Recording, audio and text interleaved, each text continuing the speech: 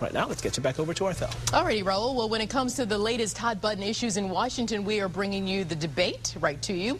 We're going to welcome right now Andrew Lund. He is the president of San Diego Young Republicans, and Dr. Bryan Crane, president of San Diego Young Democrats. I want to say good morning to both of you. Good morning. And Dr. Crane, I'll start with you because let's talk about that race up there in Massachusetts. So it looks like the Democrats' seat up there, long held by the late Senator Ted Kennedy, could be in trouble. What say you about that? Well, I tell you what, I was a resident of Massachusetts for 8 years while I was in school, and I can't believe this.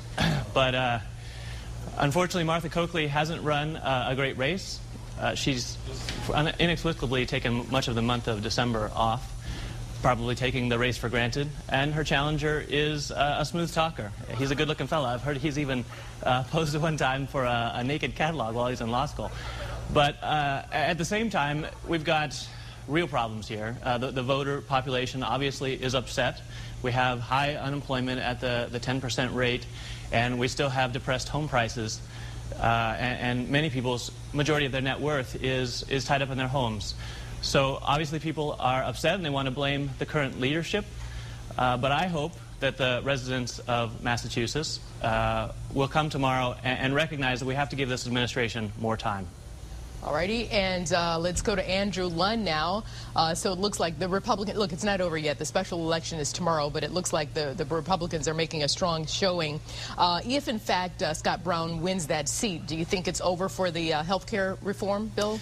Well, it definitely puts it in kind of a sticky situation. Obviously, I mean, the Democrats still have the prerogative not to seat Scott if he does get elected. But it obviously says that if the people of Massachusetts who have a state-run health plan are suspicious, then that means that the country is suspicious as well.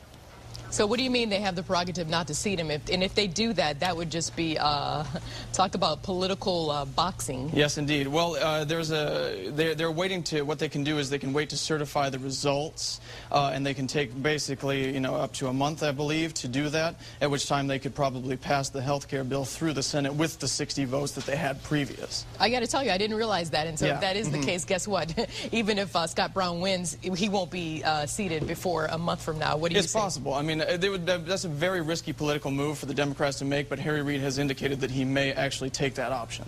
So it does depend on, you know, what kind of pressure he gets from, I suppose, the citizens of Massachusetts to actually seat their next Senate candidate, or their next senator. Brian, what do you think about that possibility? Well, I think the voters of Massachusetts are going to go to the polls and elect Martha Coakley. These are Democrats in a state where we have a 3-to-1 ratio of Democrats to Republicans. And people are uneasy about the health care plan, but they know that we have millions of Americans uninsured. We have health care costs that are rising at an unsustainable rate, and our health outcomes are not better because of it. So when push comes to shove, the voters of Massachusetts are going to elect Martha Coakley. Ah, okay. Those are strong words. That's a lot of confidence. Andrew, let's talk about the Tea Parties raising about 1.5, 1.3, 1.5 million for Scott Brown. That says a lot. Yeah. Yeah, I mean, that shows that the grassroots movement is definitely on the side of candidate Brown. He's obviously, you know, the difference between the two parties right now is the Democrats are really playing damage control. We saw the president go out to Massachusetts this weekend.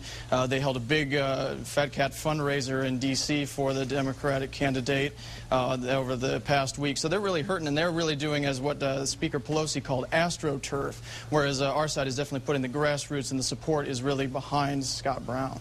Yeah, but Dr. Crane, would you beg to differ? I mean, this is pretty much what happens. You have the party candidate in office, the president, and all the big wigs are going to go to town and stomp for him. Absolutely. I think you're seeing both parties put out the full red carpet for this election, and the process is going to be better because of it. We're going to see strong turnout, and the voice of the people will speak. Alrighty, Dr. Bryan Crane and Andrew Lund, thanks to both of you gentlemen.